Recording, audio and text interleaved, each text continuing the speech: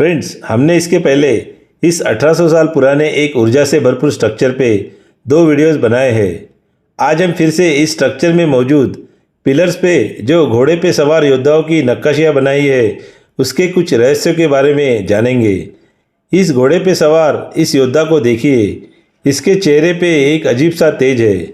इसके हाथ में एक बड़ी सी तलवार है और ये युद्ध के मैदान में ताल ठोक के खड़ा है। नीचे में आप इसका एक असिस्टेंट देख सकते हैं। इस योद्धा की तरफ देख के आपको ये यकीन होगा कि इसे युद्ध के मैदान में कोई नहीं हरा सकता, परंतु आपको पता है ये जल्दी ही वीर गति को प्राप्त होने वाला है, वो भी बिना लड़े। आपको यकीन नहीं हो रहा है ना? तो ज़रा नीचे की तरफ इस बौने से इंसान की तरफ देखिए। इसके हाथ में एक छोटी सी पिन जैसी कोई दिखने वाली चीज़ है और गौर से देखिए, ये इस पिन को इस योद्धा के पैर में चुभाने वाला है और बाद में कुछ मिनटों में ही ये शूरवीर योद्धा वीर गति को प्राप्त हो जाएगा, क्योंकि इस पिन जैसी चीज़ पे पक्का कोई खतरनाक जहर लगा हुआ होगा। इतिहास में ऐसे कई उदाहरण आपको देखने को मिलेंगे कि कितने सारे शूरवीर योद्धा युद्ध के मैदान में छल से मारे गए, वो भी बिना लड़े। ये बौना सा इंसान जिस वक्त इस योद्धा को जहरीली पिन चुभा रहा है, उसी के साथ वो केयरफुली इस योद्धा के असिस्टेंट पे नज़र गड़ाए हुए है। फ्रेंड्स, पर क्या आपने नोटिस किया इसके दूसरे हाथ में भी ऐसी ही एक जहरीली पिन है? इसका मतलब ये है कि इसके बाद ये साइलेंटली जाके किसी और योद्धा को भी इसी तरह छल से मारेगा। फ्रेंड्स, अब इस नक्काशी को देखिए। यहाँ एक हट्टा कट्टा दाढ़ी और मूछ वाला योद्धा घोड़े पे सवार है। ये अपनी तलवार को निकाल रहा है और किसी पे अटैक करने के लिए तैयार है, परंतु नीचे की तरफ आपको कुछ अजीब सी चीज़ देखने को मिलेगी। ये योद्धा अपने हाथ में एक गन पकड़े हुए है और घोड़े पे सवार योद्धा पे निशाना साधे हुए है। इसमें कोई शक नहीं होना चाहिए कि इसके हाथ में जो हथियार है वो गन ही है, क्योंकि केयरफुली इसके आँखों की तरफ देखिए। इसने अपनी दाई आँख बंद कर दी है और बाई आँख खुली है। जब हमें किसी चीज़ पे निशाना साधना होता है तो हम अपनी आँखों की पोजीशन एकदम ऐसे ही रखते हैं। तो ये सब देख के यहाँ कोई शंका नहीं बच रही है कि इसके हाथ में कोई गन है। फिर भी इसमें क्या खास बात है, यही आप सोच रहे होंगे।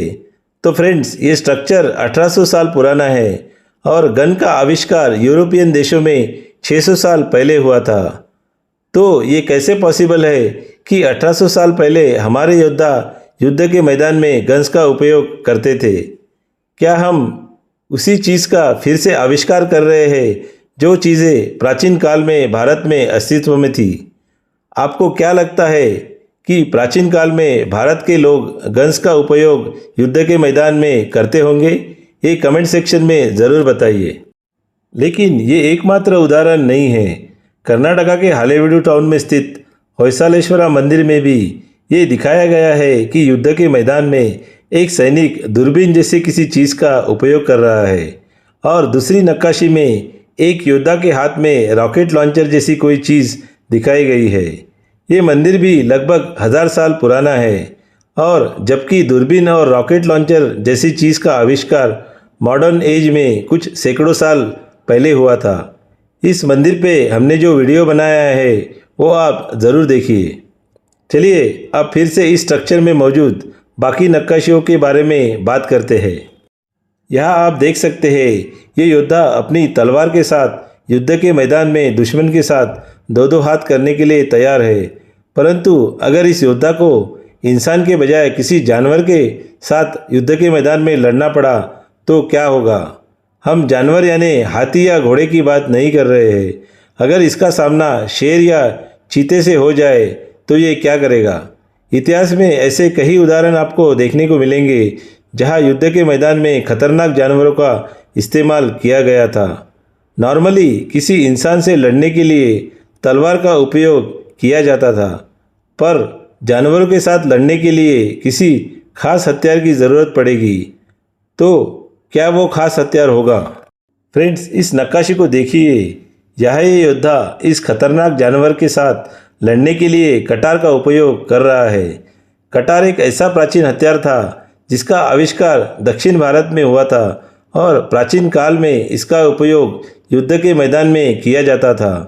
जब किसी जानवर से लड़ने की बारी आती थी तो योद्धा अपने दोनों हाथों में कटार लेके जानवर पे हमला करते थे, जैसे आप यहाँ देख पा रहे हो।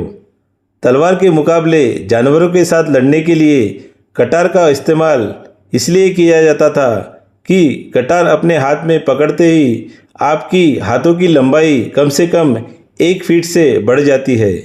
और सबसे बड़ी बात यह है कि आप कटार का उपयोग अपने दोनों हाथों से सफाई से कर सकते हो, जो कि तलवार के साथ पॉसिबल नहीं है। इस नक्काशी में देखिए ये योद्धा कितने आसानी से अपने दोनों हाथों में कटार से इस खतरनाक जानवर का सामना कर रहा है।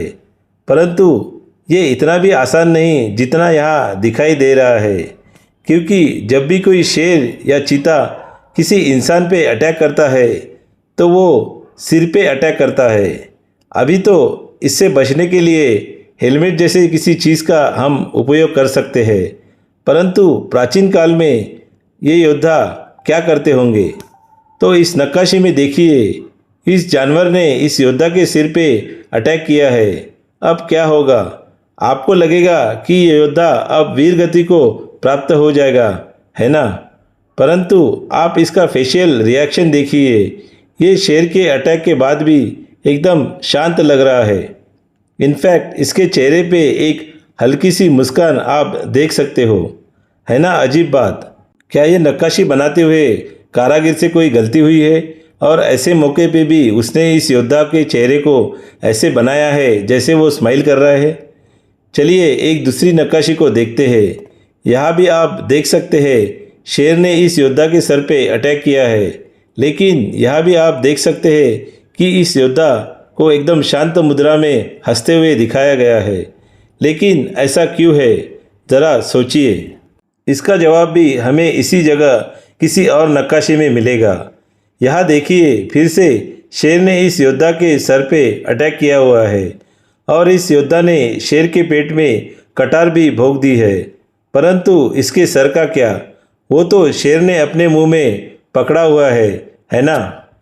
परंतु फ्रेंड्स ज़रा गौर से देखिए, शेर के मुंह में इस योद्धा के सर नहीं बल्कि उसके बाल आए हैं, क्योंकि इस योद्धा के बाल उसके सर से काफ़ी ऊपर है और जब शेर ने उस पर अटैक किया तो उसके मुंह में योद्धा का सिर नहीं बल्कि सिर के बाल आए हुए हैं और इसी बात का फ़ायदा उठा के ये योद्धा कटार से इस शेर को मार गिराएगा।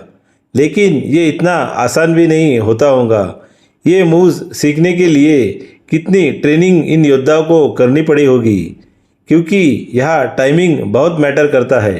परंतु प्राचीन काल में जानवरों के साथ सिर्फ हथियारों से ही लड़ा जाता था। इस स्ट्रक्चर में मौजूद इस नक्काशी पे ज़रा नज़र डालिए। इस योद्धा के हाथ में कुछ डंबल शेप का डिवाइस है। देख के ऐसे लगता है कि ये कोई पॉट है जिसे एक वाटर बॉटल की तरह उपयोग किया जाता होगा, परंतु वाटर पॉट डंबल शेप में क्यों रहेगा? चलिए और बाकी नक्काशियों में देखते हैं और पता करते हैं कि और किसी नक्काशी में भी ऐसा कोई डिवाइस मिलता है क्या। एक दूसरी नक्काशी में भी आप देख पा रहे हैं कि डंबल शेप जैसा कोई डिवाइस है, परंतु जिस तरीके से इसका ऊपरी भाग नीचे वाले भाग से बड़ा है और जिस तरीके से इसे हाथ में पकड़ा हुआ है, लगता नहीं कि ये कोई वाटर पॉट है। तो किस चीज़ के लिए इस डिवाइस का इस्तेमाल किया जाता होगा? इस स्ट्रक्चर में मौजूद ज़्यादातर नक्काशी में आप देख पाओगे कि नीचे की तरफ योद्धाओं को किसी न किसी जानवर के साथ लड़ते हुए दिखाया गया है, लेकिन जिस भी नक्काशी में ये डिवाइस दिखाया गया है वहाँ कोई जानवर नहीं दिखाया गया है। तो क्या ऐसा तो नहीं कि ये प्राचीन काल में लोग ऐसे डिवाइस का इस्तेमाल जानवरों को भगाने के लिए उपयोग करते थे? ये पॉसिबल है क्योंकि आज के मॉडर्न एज में ऐसे अल्ट्रासोनिक साउंड डिवाइसेस मौजूद है जो कि आप जानवरों को भगाने के लिए इस्तेमाल कर सकते हैं। है ना कमाल की बात? आपके इसके बारे में क्या विचार है ये कमेंट सेक्शन में ज़रूर बताइए। फ्रेंड्स एक मिनट, इस नक्काशी में आपने इस इंसान की कैप को नोटिस किया? इसकी कैप या टोपी और चेहरे की तरफ देख के ये लगता नहीं कि ये भारतीय है। क्या विचार है आपके इसके बारे में? फ्रेंड्स, आपने देखा होगा कि इस स्ट्रक्चर के हर एक पिलर पे घोड़े पे सवार योद्धाओं की नक्काशियाँ बनाई गई है और हर एक नक्काशी अपने आप में एक कहानी बयां करती है। इन सारी नक्काशियों के बारे में बात करने जाएंगे तो वीडियो 2-3 घंटे का बन जाएगा। तो आपसे गुजारिश है कि आप इस वरदराजा पेरुमल मंदिर जो कि कांचीपुरम में है इसे ज़रूर विजिट कीजिए और इसके प्रांगण में मौजूद इस स्ट्रक्चर को विजिट करके इन नक्काशियों का अध्ययन कीजिए। तो चलिए इस वीडियो को अभी यही समाप्त करते हैं। अगर आपको ये वीडियो अच्छा लगा तो लाइक कीजिए, चैनल पे नए हैं तो सब्सक्राइब कीजिए और बेल आइकन दबाना मत भूलिए। जल्दी ही मिलते हैं एक नए वीडियो के साथ। तब तक टाटा बाय बाय।